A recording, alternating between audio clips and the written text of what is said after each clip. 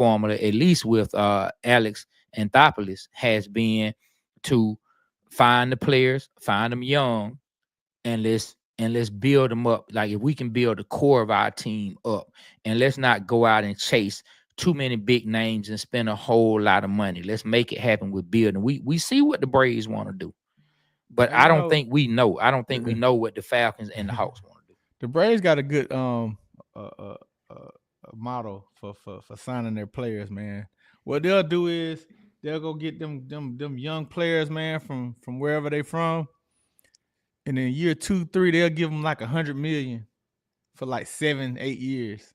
Lock them on in, cause they kind of see what's going on, and then when they start popping, we got a value, man. That's what we did with Ronald Acuna. That's what we did with Ozzie Albies. That's what we've done with a lot of them, man. And now they're saying they're underpaid. But at the time when they didn't have no money, they took that deal. They said, "Heck yeah, I'll take $100 million right now for 10 years, 8 years, 7, whatever." Man, definitely sign me up for $100 million. You 19, 20, 21. They offer you $100 million. You're not gonna take that. Oh, hey, you know what, man? I don't want to wait no 5 years to get that, man. Get it to me now. Get it to me now. I gotta go get my mama a house. I gotta go get my daddy a house. I gotta go get all this stuff, man. I think that's what they be on, bro. Yeah, man. Hey, well, as we continue to roll this morning, man, we got one of our Atlanta and Falcons and Hawks and just Atlanta sports content creators, man, coming up with us, man, gonna join the show and talk a little bit with us, man. I want y'all to y'all show some love to our boy T Will, man. What's up with you, Terry? What's up, my guy? T Will, what up, bro? What's going on, Trey? What's going on, Big Rich? Hey, thank you so much for having me. How y'all doing this morning, fellas? It's Be Rich, man. I done lost weight. Be Rich, how you doing, man? You all right?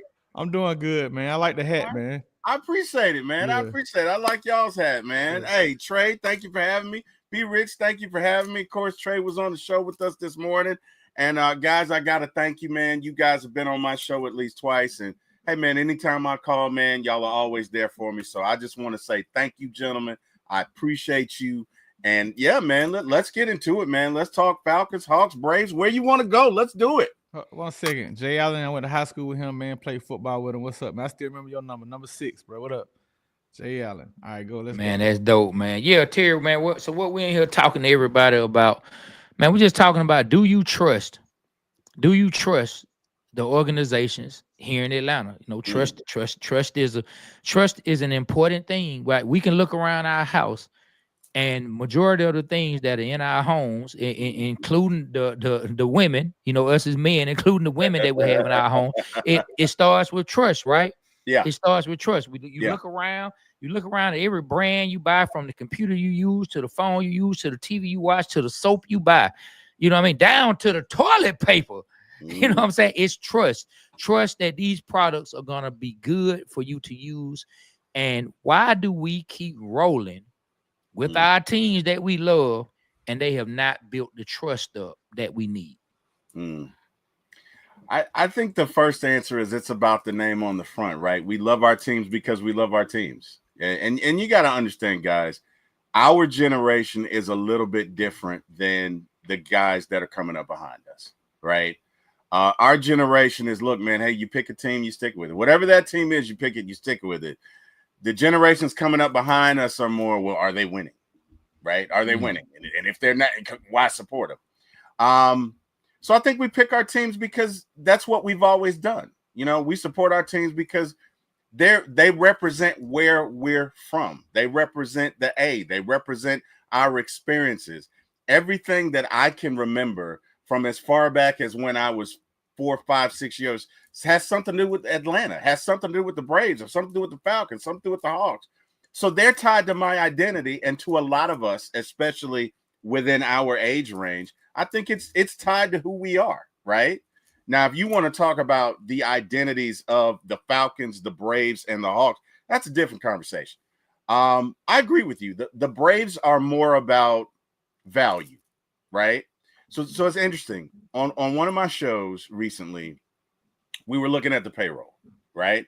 Can you guys guess who the highest paid, or the team with the highest payroll? You probably can, but I'm gonna throw it out there. Can you guys guess who that is? For baseball? What are you talking about in baseball? Yes. Oh, the Dodgers by The far. Dodgers. Yeah. Can you guess what that number is? Oh shoot, almost $1 billion almost. Yeah, got to be about $1 billion or two. $393 million. Whew. Right? $393 million. Now the Braves are at $200 million. The Braves are actually number 8. So it's not that the Braves don't spend money. We need to be number 1, baby.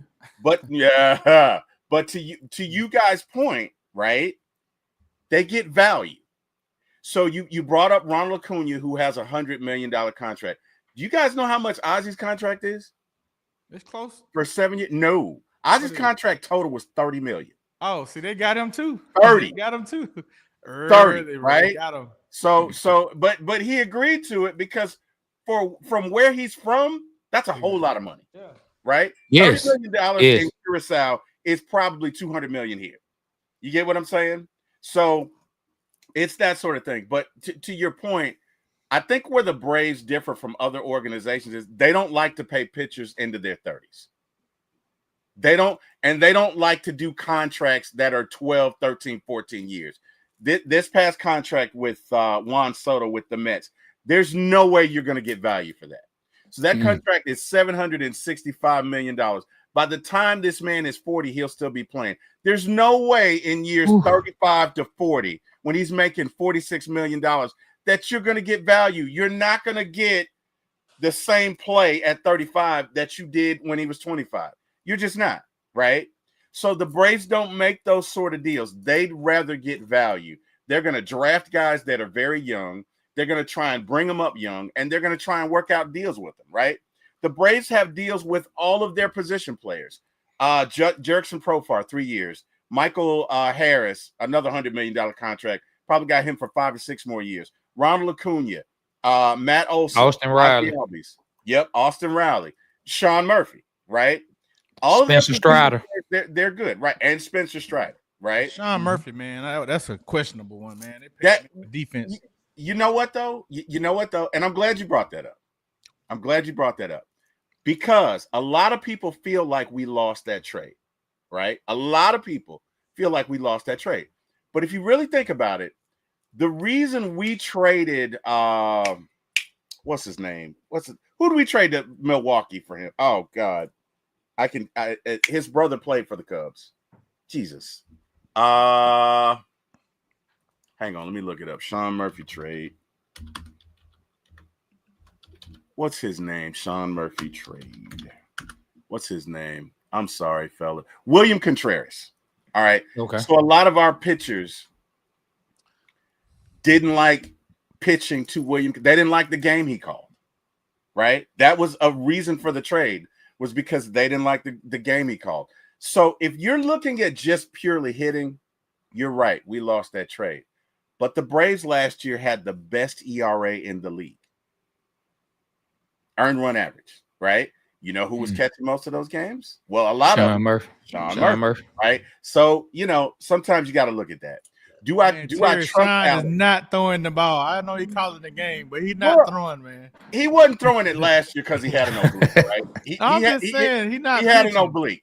You said what now? No, I'm saying Sean is not pitching, man. I mean, I know I know how important that calling a game is. I remember Greg Maddux had to have his catch. I forgot who it was. It was Javi or something.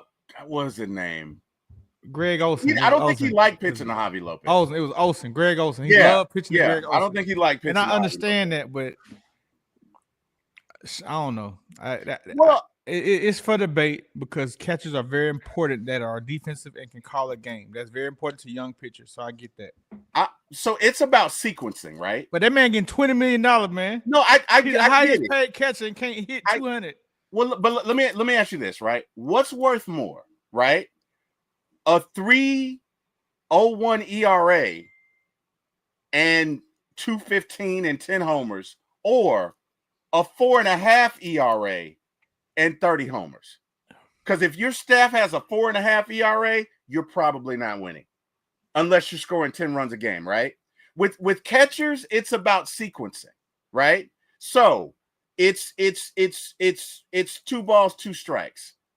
I've thrown him 2 fastballs, right? He's pretty much connected. So that out pitch, I'm gonna throw him a changeup low and away, right? It's about setting up hitters and being able to get outs, right? Now, again, it doesn't mean you're not right, B Rich, because William Contreras is balling, right? But you got to look at it that way. Let me ask you guys a question, right? I trust the Braves. No, we talking about the Falcons and the Hawks trust issues. We trust the Braves. I'm getting there, right? At the beginning of the season, if you would have asked me if I trusted the Hawks, I would have said, hell no. But now, when you look at Dyson Daniels, who we got in the trade, who is balling, right? Yeah, I like Dyson Daniels. When you look at the guys that we got back for Dre, and I'm not saying these guys are more talented than Dre, but they seem to fit our roster better. I would say that my trust for the Hawks is growing. It is more than what it was at the beginning of the season. Okay. That's the same thing I said, Terry, but then I thought about it, the sample size. Yeah, we got 6 months. It's a small compared to 20 years. But facts. But as I told Trey, I said the same thing you said. Trust me, I said the same. I said, hey man, Landry Fields pulled one out, getting Dyson Daniels. I feel like we got the better end of that deal, and we got 2 first-round picks along with the fantastic player. And like you said, man, I've been talking about this for the past couple days since they traded. I said, hey, both these guys shoot 40% for 3. We weren't hitting our threes this year.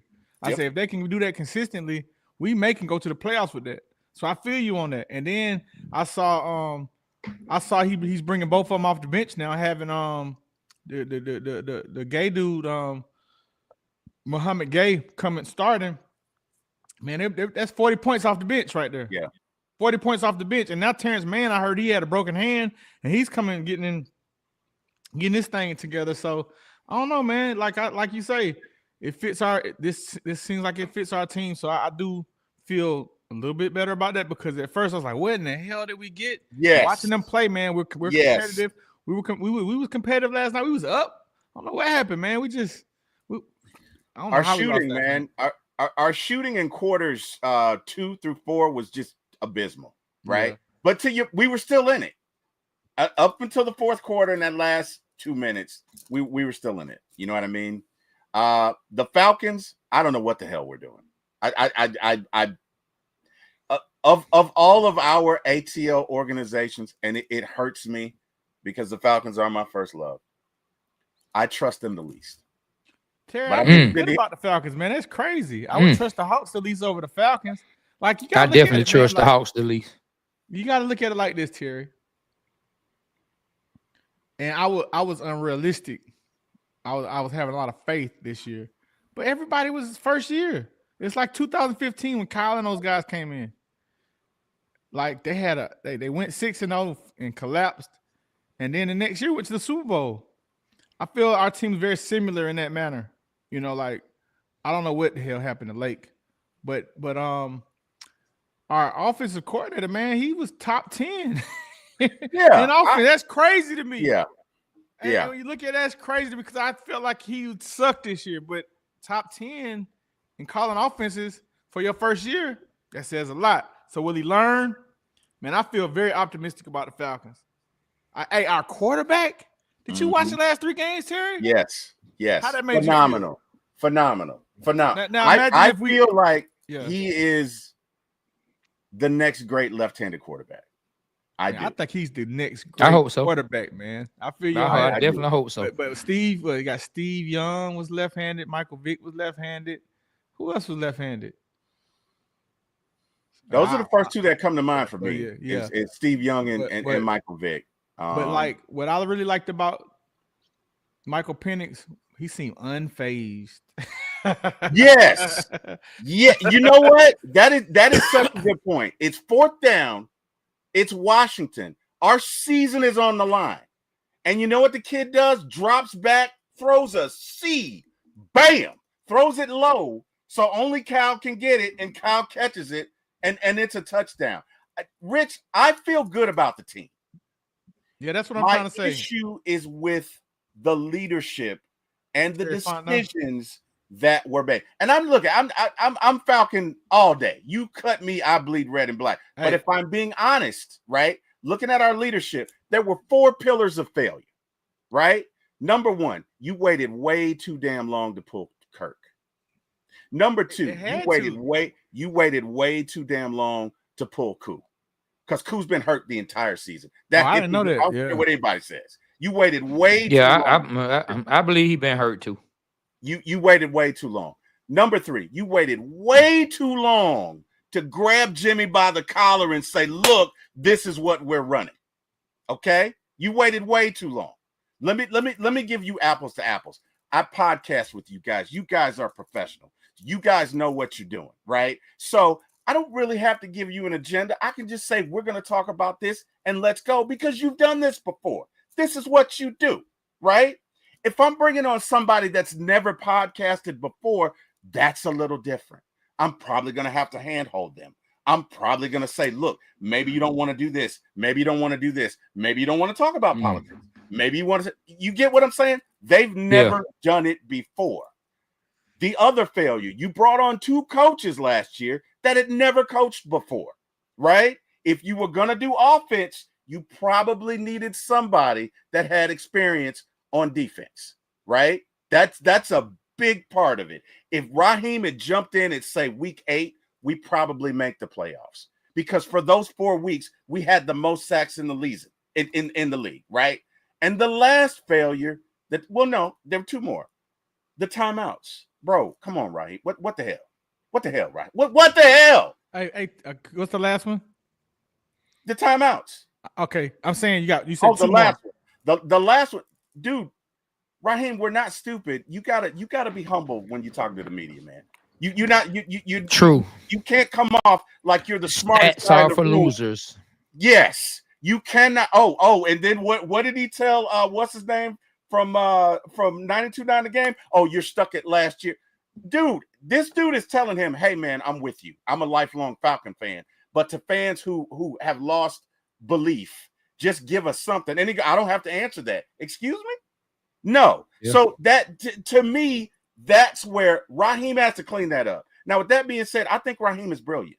I think Mike Tomlin gave him a glowing recommendation, and Mike Tomlin is no fool. I think Raheem has, here's that word again, Trey, potential, but he's got to get his shit together, right? So there you go. Nah, I feel where you're coming from 100%. I think the Falcons are going in the right direction. Hey, but one thing we can say is if they have any sense, they learned from everything that you just discussed about all the things that were wrong. And we shall see this upcoming season if they continue to do the things. But if they're smart and they want to be on point, they can learn from the mistakes they made this season and don't let it happen again. Like I say, another glaring thing, I think they fixed it in the middle of the season, was I don't understand how in the world they let TJ Watt just come in and not put a tight end or running back to chip him down and just let that dude, Caleb at the time, Coleslaw McGarry, just try to handle him by himself, and he just got abused. That wasn't fair. That wasn't fair. Not at all. And, you know, and I remember the next week Denver played him, and Denver kind of like had some help, but he still got some sacks against Denver. But you know, I kind of saw, you know, well at the end of the game. No, that was the Chargers, but at the end of the game with Denver, they did try to, you know, put somebody on to help him. But in the Chargers, they did the same thing. They tried to do it by himself, and he ended up getting the sack winner. Man, well, let me jump back in, man. So whether the Falcons have a good season next season or whether the Hawks have a good season, like, is that really gonna be a trust, or is that gonna be a short term? Okay, we good right now. Like, I think it's gonna take multiple years to get to a point where we can say we trust these organizations, because it's been multiple years of failures and epic letdowns and just bad decisions. Like, it's going to take a lot more than one season. If I had to say who I trust was going to get it together next year, I mean, I trust the Falcons more than I trust the Hawks.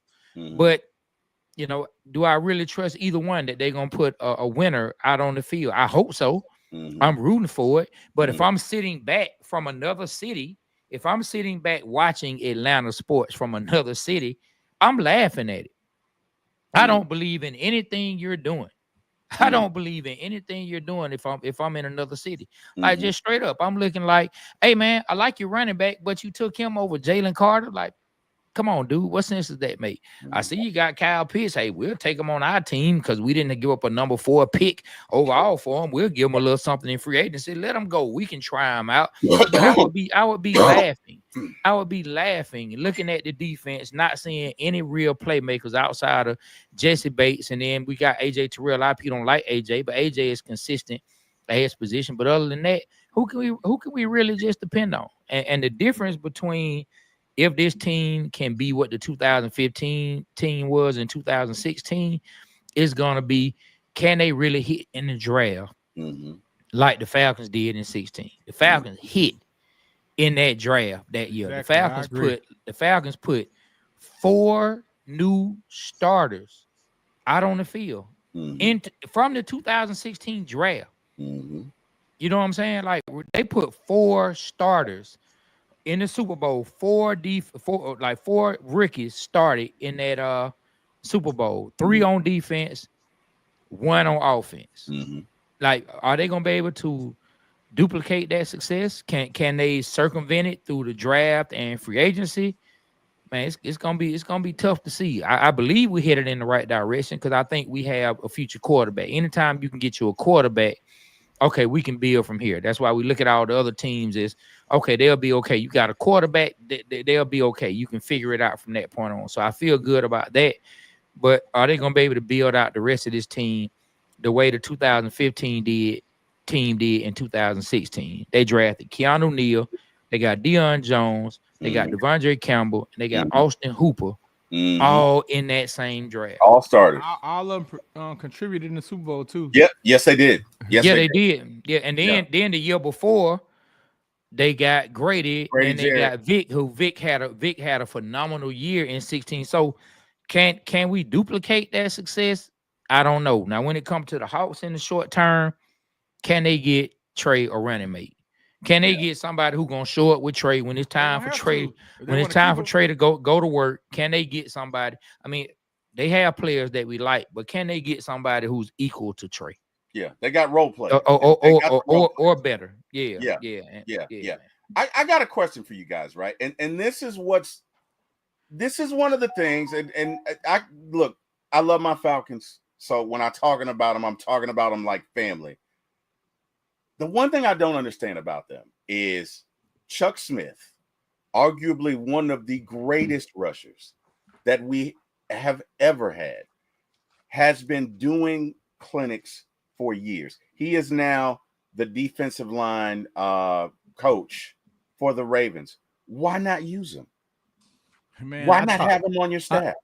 I talked to Chuck Smith 3 days ago. He called me in the morning. He's gonna come and he said he's got to get permission from Baltimore. But man, like I've known him for years, and I don't understand Terry because he's definitely for years been having clinics where a lot of Pro Bowl players were coming to him. And I think Javon Curse was in his camp. But for real, at one time when Javon was young. So like Chuck's been doing it a minute. So and I think Baltimore had a good defensive line this year. So I think they keep one. Like we talk about identity, Baltimore, they keeps one. And them bringing Chuck in. That speaks more to like how good Chuck must be at what he does, because that's an organization that gets it right consistently. They don't play. So why not? This is, and again, I'm venting. Why not use them? Right? I agree. I think been there for years. I think for years, going on 92.9 a game, going on. Hey, I'm out here, right? And you don't use them. Why? And I think I know why, right? Why? Because Chuck speaks his mind? Because he's not definitely cookie cutter. But Chuck, we got to get out of that, man. We got to get out of that. I can tell you this, man. Chuck, he ain't on that. Like, he definitely very careful now. He's not, you don't hear him talking. He learned to play the game. When he's on the radio, he was like that. Maybe that turned some of the Falcons off. I don't know. But yeah, to your point where I was trying to go is, one thing we're not gonna have to worry about with Terry Fontenot is if he signed a free agent, 9 times out of 10, that's gonna be a good person he gonna sign, because that's where he come from. If he can get this draft right, man, and not drafted Kyle Pitts and a Bijan Robinson when you got glaring needs. He also drafted Michael Penix when you had a glaring need, so I can't hate on him for that. Man, But dog, do you know that Aaron Donald has said that he see Jalen Carter as being like one of the next guys, like one of the next dominant D tackles. I mean, we saw that when he picked up the Washington quarterback when LSU. Yeah. And you know what? I'm not gonna harp on that too much because it already happened. Jalen Carter has a Super Bowl ring that he contributed to. So I'm not even gonna keep going down the Bijan and Jalen Carter thing, but I know I'm the one who brought it up, you know what I'm saying?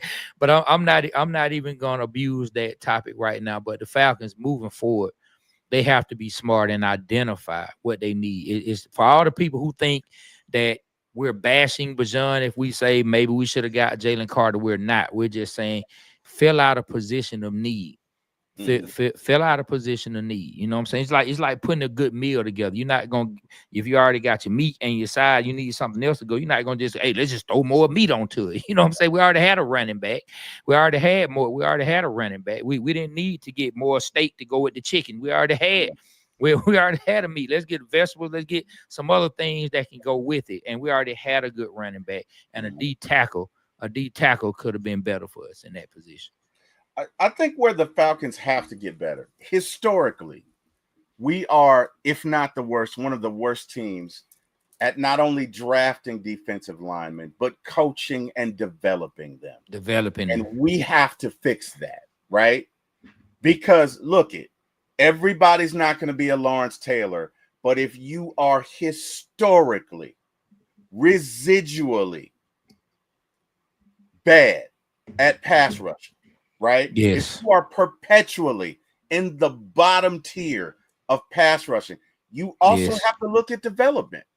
You also have to look at scouting. You can't, if you do the same thing but expect a different result, you know what the definition of that is. So if one of the ways that we have to get better as an organization is we have to sign coaches who can develop the talent that you send them. Maybe you don't have a bunch of guys that get 10 sacks, but maybe you got 4 or 5 that get 6 or 7, right? But the Falcons, that is one thing that we have been bad at for decades. It is not only drafting pass rushers, but cultivating and coaching and developing them. And I think that is an area that can be addressed, right? The New York Giants have always done well with pass rush. What are they doing? What are they doing that we're not doing? The Baltimore Ravens, what are they doing that we're not doing? Yep, the Philadelphia Eagles, what are they doing that's when I talk about trust, that's what I'm talking about, right? Yeah. I can tell you the formula for the Braves. The Braves, their position players, for the most part, they're going to try and get them internationally because you could probably get those guys for cheaper and probably sign them for longer. Their pitchers, they're going to draft from all over. They will always have more pitchers in their developmental leagues because everybody's always going to need a pitcher. So guess what? Your minor league system can suck, but if you got 10 really good pitchers, you can always make trades, right? That's a plan. Falcons, what are we doing? We like the sizzle. In every draft, what are we going for? We going for that sizzle, baby. We going for that sizzle. Look it. Last time I checked, what makes a team? Offensive and defensive linemen. Your big uglies. Because whoever controls the line of scrimmage is going to win. That's what we got to do. They have to get it done. The time is now. And I'm pretty sure Coach Morris, I try to give him his respect every now and then. Every now and then I say something foolish, but I try to give him his respect, man. Yeah. Coach Morris and Terry, like, they know. I think they both know. They do. You know what I'm saying, boys? Like, they queue up the shot low. They know. Like, they know that their jobs, are dependent on a successful season in 2025. It's dependent on a successful season in 2025. You have to get this pass rush going. You have to rebuild this D-line. I mean, look, you took a couple D tackles last year. Let's hope that Trice coming off the edge can come back. and show us what he can possibly be. Let's hope AK can some kind of way build on what he did in the second half of the season. And you're gonna have to get something out of Roro. You're gonna have to get something out of your second round pick. And then let's see if we can get something out of Dorless, because Grady getting older. Yamada getting older. I'm talking about what's his name? Eddie, man. What's his name? Eddie Goldman. Eddie Goldman. Hey man, I told B Rich that man was an urban legend until I saw him play a down. Until I saw that man play a down, that man was an urban legend as far as I was concerned. I wasn't believing he was gonna play. Yeah, he did. But we cannot depend. We cannot depend on that moving forward. So like let's see what we do. Okay, you have your offense as far as the skill positions pretty much intact. Now I'm not saying later on in the draft you can't add to it, or if you find something cheap that you can add to it. But for the most part, you got to build out the rest of the team. You got to get that line going on both sides. We're gonna lose our center more than likely. I put a thing in our group chat where one of the NFL insiders was saying that our center is gonna be able to command $20 million a year on the open market. He's gone. Drew Diamond, he's yeah. If he can command $20 million a year, he's out of here.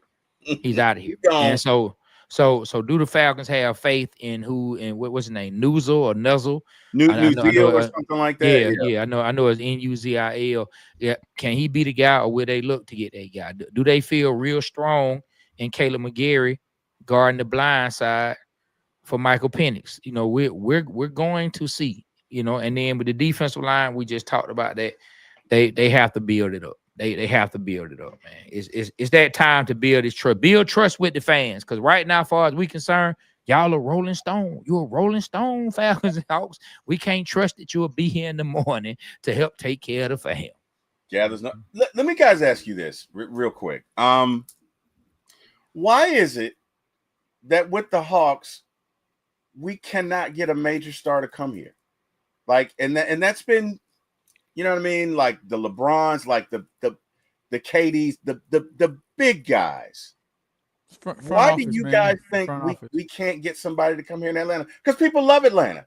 They love the city.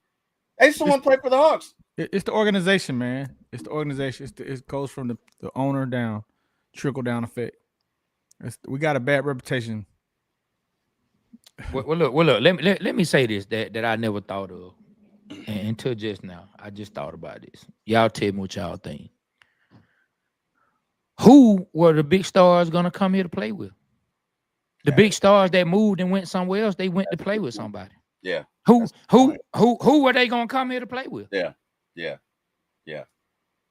Like when LeBron was up, LeBron went to play with D Wade and Bosh. Mm-hmm. Who was he gonna come here in Atlanta to play with that was gonna be comparable to D Wade? The last time, man, we had that was in the 80s, man, when Moses Malone came and Reggie Theus came and those big names at the time came to play with us. That was when Ted Turner owned the Hawks, and he was a good owner. Like, he really didn't hold nothing back. He had the purse strings to get who they wanted to get. And we really had a team that year with Moses Malone, but Kevin Willis got hurt and tore his knee. I think we could have went all the way if he wouldn't have done that. Okay. Yeah, I mean, let's just really think about that. Who were they? Okay, now we have Trey.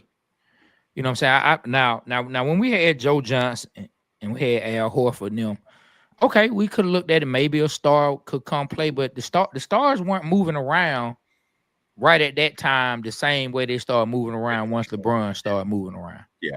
You know what I mean? Like they weren't moving around the same way. So now that we have Trey, hey, you're right. No one has asked to say, hey, I want to get traded. Trade me to the Hawks. You know what I mean? Right. But what if the Hawks shown that would make a star feel like they can help turn it around? Like we just talked to Lou Will, right? And he talked about how when Kawhi Leonard and Paul George came to the Clippers, they came there because they were looking at what they did the year before. Okay, well, what have the Hawks done on a consistent basis to make some people on the outside say, hey, I think that's somewhere that we can go play and turn it around. Like to B Rich's point, and I'm pretty sure you feel the same way, Terry, and probably everybody else in the comment section, and anybody that's watching, from the top to the bottom, I don't think that any players feel like they can trust that if they come to the Hawks organization, that the right things are gonna be done. Like they can't trust you. Like LeBron going to Miami, I'm gonna go play with D-Wade and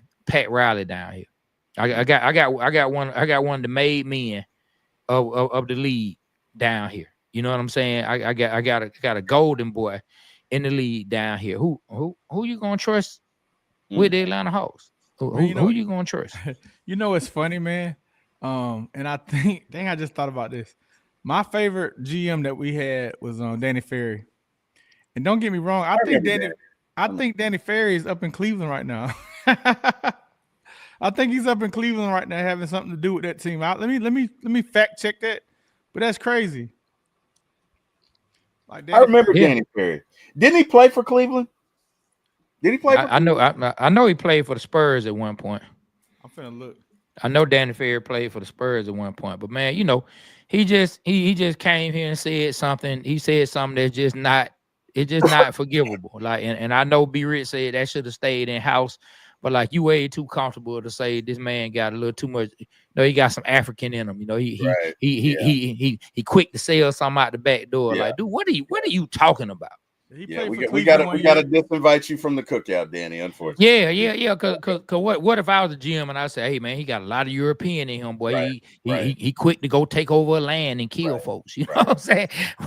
like, come on now. You know what I mean? You can't say they're just the rules. They're just because you know what's funny. I have this debate with a family member of mine, not my kids, but we have this debate over a certain word. Right. And I feel, and again, I'm speaking for me. I'm not speaking for anyone else. If your parents look like mine, I'm okay with you using that word around people who are okay with you saying it. But if your parents don't look like mine, I don't give a damn if we went to war together. You better not let it come out of your mouth, because that word from your mouth means, and I don't care if we are the best of friends. The minute you say it, we're done. Hey, man. Because it's understood, right? It's understood that there are certain trials and tribulations and things that were bought and paid for with blood that you will never understand, right? So with and again, I'm broaching that very carefully. I'm not trying to. This is not that kind of show. I'm simply saying that in that context, that's how I view what he said. If that makes sense. Yeah. He was tripping, and he was a talented GM, and he probably would have got everything right here, but it is what it is. You just can't do it. You just can't do it, right? No. Can't do it. No. So. Jackie Moon can't play. Man, look, that was one of me and Trey's funny favorite movies, man. Back when we was on the road, Jackie Moon. That was a great movie, man. I bet you don't remember every time during my show we would have a segment where we would play that song from that movie, man. We would play that "Love Me Sexy" song for the crowd. Right. We used to do that every show, man.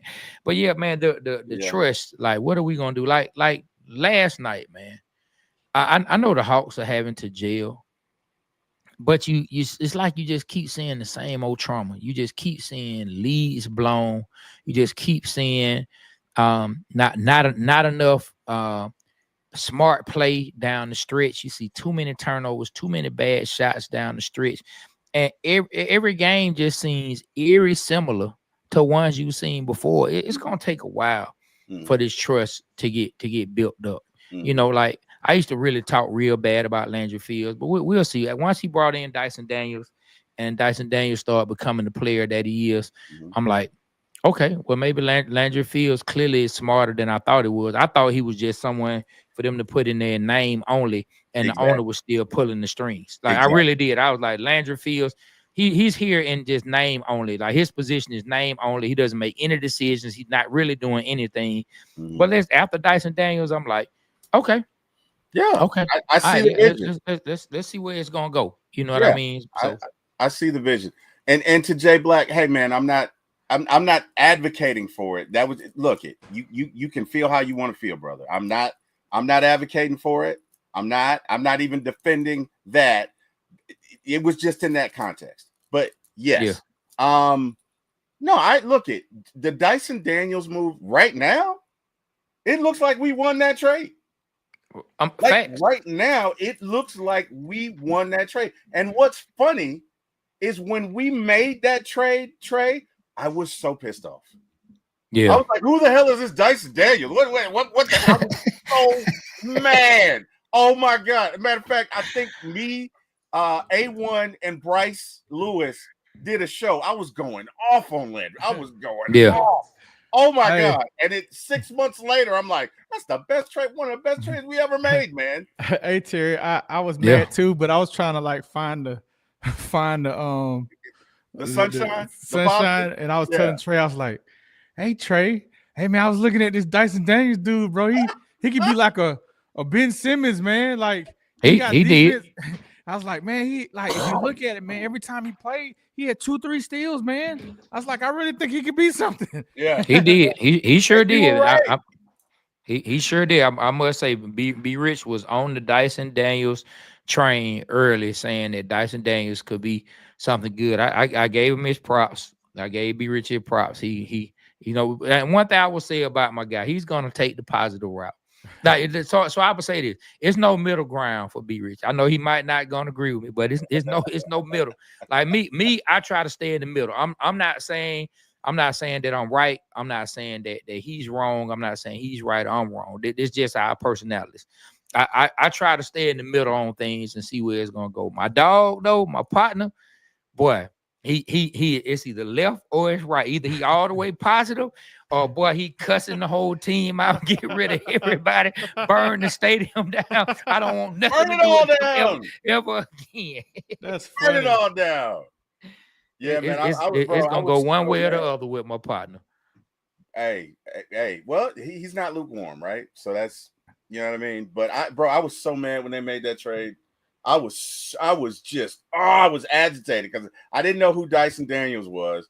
Okay, Larry Nance. Who's the other guy we got in that trade that we never even we traded him for? We got him and then we traded him for Roddy, but then not Roddy. We cut Roddy. Yeah, but we traded him for Roddy. I like that Roddy kid. The Roddy kid helped us win. I did too. He helped us win a couple games, man. Look, I know this person not from Atlanta, man, but I do have to give a buddy of the week. It just happened last night. Man, I'm gonna give a buddy of the week to that boy Banchero. And I know he did it on our Atlanta Hawks, but my God, that big 6'10 dude with Dookie braids was out there killing the Atlanta Hawks last night. Man, I'm talking about he was turning around, hitting jump shots, he was hitting threes, he was bringing it to the paint. That boy Banchero is a straight up beast. You know what I mean? He is one of those guys. Mm-hmm. He plays his stuff every time. Every time. The last time we played him. He was killing us. He is one of those guys. Yeah. And to be honest, the only reason, in my opinion, that the Magic's record is where it is because he missed like 20-some games. Like he missed a lot of games. Yeah. Like, man, had he been in the entire year, I think they'd have been right back where they were last year. Like, you know, a real nice playoff seat, and they probably would end up that way. That's what Trey needs. Like Jalen Johnson has some star in him.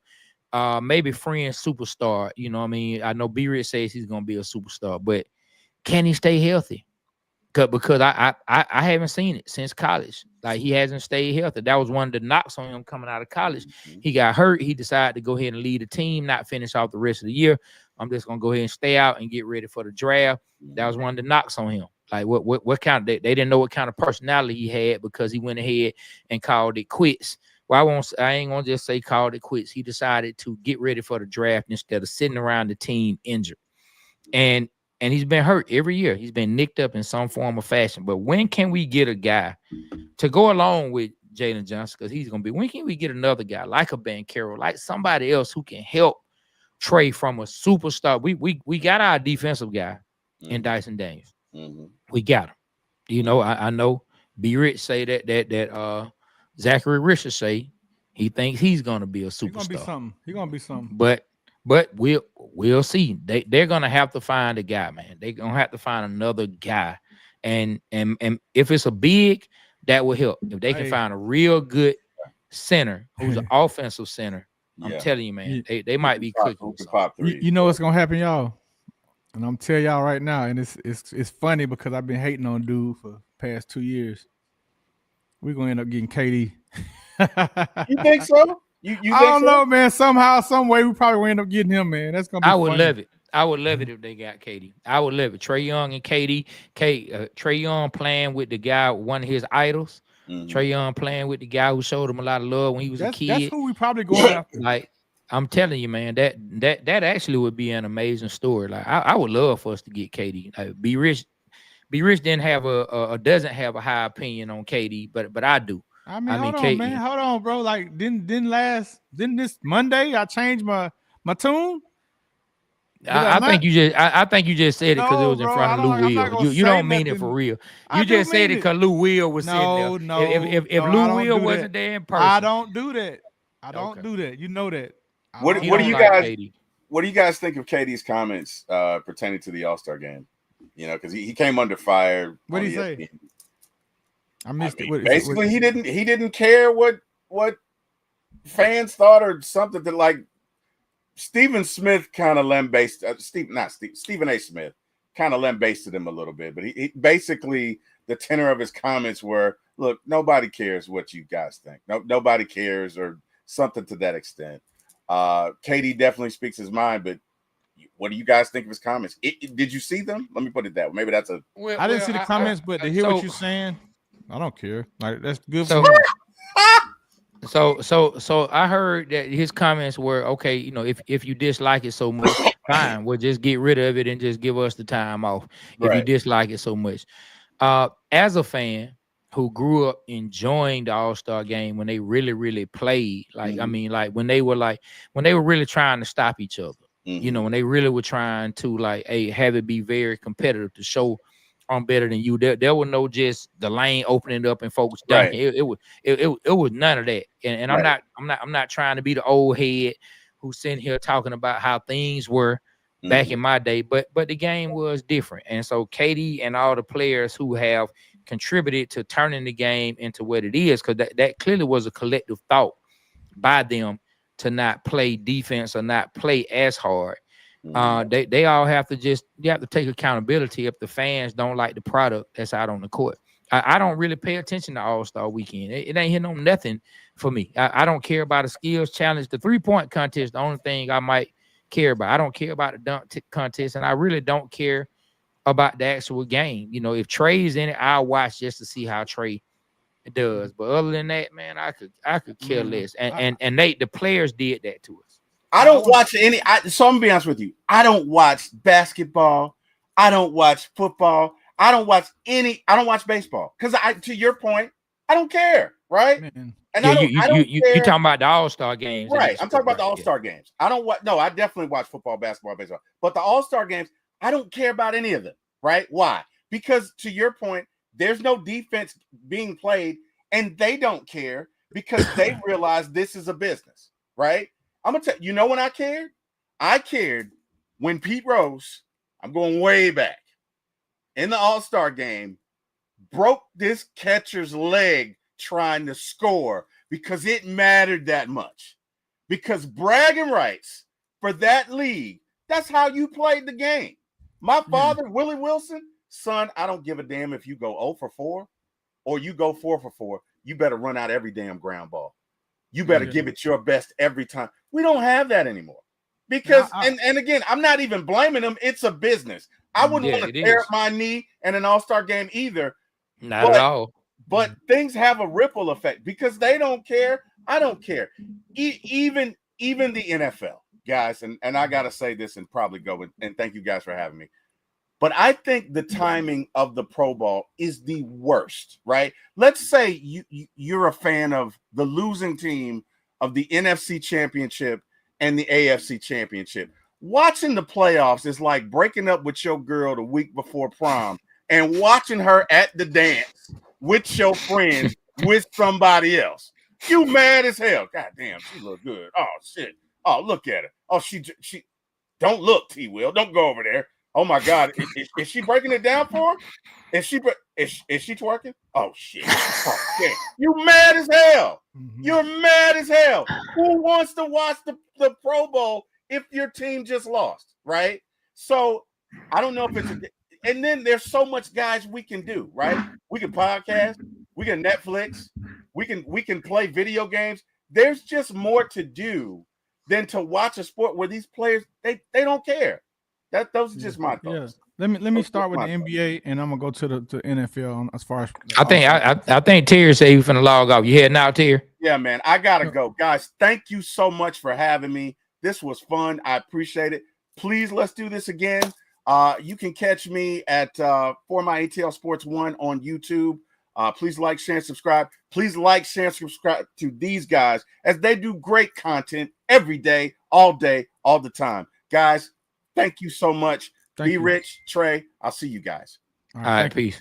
Yeah. Peace. What I was gonna say, Trey, is as far as like the All-Star game, NBA, I feel like when the stars pulled out of the major competitions like the dunk contest, like that was exciting when you had Michael Jordan, Dominique Wilkins, Sean Kemp, and all those guys, man, participating in the dunk contest. Then you had Kobe Bryant at one time participating in it and all that. And it's like when the guys that held the torch to the league didn't go like the LeBrons and the Kobes, they stopped coming, and it's like it lost its luster. And that, I think, trickled down to the All-Star game. And then when those guys just started, stop playing defense, playing the Matador, just making it a Harlem Globetrotter type of event, it just kind of just went away. But I think the stars not participating and what everybody having that Olay defense. Yeah, because I remember at one time All-Star Saturday was the hottest thing ever. That was you had to watch that. You had to watch the 3-point contest. You had to do that. Now, as far as the NFL, man, I feel like them having the Pro Bowl before the Super Bowl, I think that's whack. They always had it when I was growing up. After the Super Bowl. And now, man, like I didn't know this, man, and you may have to like let me know what's going on. They're not even putting on pads. They playing flag football or something. Like So it's like a skills challenge now. It's not a game. It's like a skills weekend. They don't play a game anymore. Yeah, they need to do away with that shit. Like seriously. Like I liked it when I watched, my favorite quarterback throwing to Jerry Rice or Joe Montana throwing to my favorite running back or receiver. Or, I like that. I want to see that. Like what? I didn't even know they changed it. How did it get to that? I just found out, bro. Like I know, man, the players, like to T. Will's point, it's a business. The players don't want to get hurt. Nobody wants to risk a big injury and miss out on $100+ million, miss out on $40-50 million. But you can do that in the skills contest. You can blow out a knee. You could. You could. I don't know. I've never, until he said the guy broke his leg in an All-Star game, I've never known a player to really just have a season-ending injury for playing in an All-Star game. That's crazy. Yeah, man. But man, dog, it's been fun. I'm glad you decided to jump on this morning, man, and we sit and we talk a little bit, man. It's good. It's good to be on with our people, man. Well, hold on, man. Like I wanna sell a little bit of our hoodies, man. I want to play 2 commercials, man, that we got and let the people support us and purchase some of our goods, man. Is that okay with you? Go ahead, man. Let's run it. All right. Attention all out-of-towners who complain about the city of Atlanta. If you don't like sitting in traffic 1 hour going, 1 hour back, always saying I can't stand Atlanta, guess what? We don't care. Move. Number 2, if you don't like the restaurants, the food ain't this, the food ain't that. They put lemon pepper on everything. Guess what? We don't like it either, but we don't care. Move. Anytime an ice cube fall, they shut the whole city down. In my city, we climb through 100 feet snow. Guess what? We don't care. Move. Always complaining about the parking. They got hookah everywhere you go. They got hookah at Bible study, hookah down at the tag office, hookah at the old folks' home. Hell, they even got hookah down at Kroger. Guess what? We don't care. Move. You heard Goody Mob. If you don't like where I stay, you can just fly away. If you don't like the music, the clubs, the food, or whatever it is, take my advice and remember, we don't care. Move. This message was brought to you by Atlanta University. Move.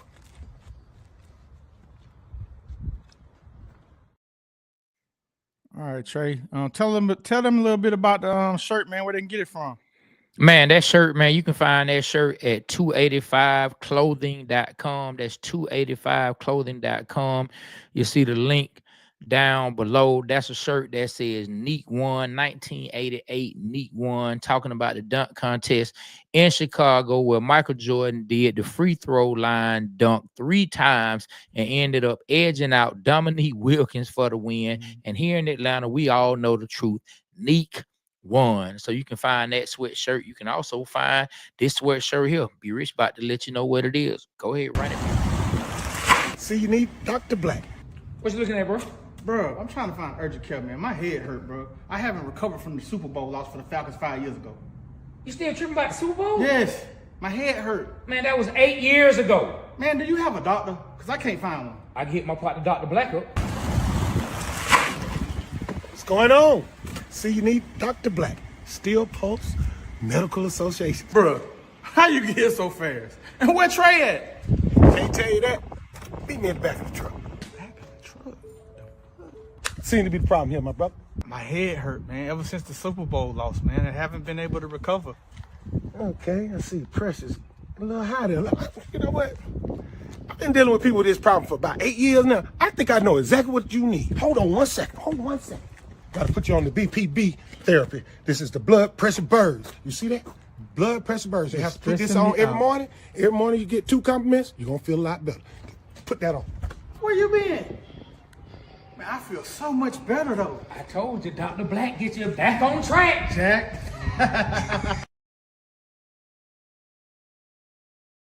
Birds, that's the blood pressure birds hoodie. You can find that at 285clothing.com as well. These blood pressure birds are stressing me out. Man, y'all support, man. Y'all support, man. Y'all get that, man. Y'all type of 1 in the chat if you like the hoodies, man. Definitely support us. And on that note, Trey, man, get us on out of here, brother. Yeah, man. Look, we appreciate y'all rocking with us on this Friday morning, man. We always say this every single show. We represent Atlanta because Atlanta represents us.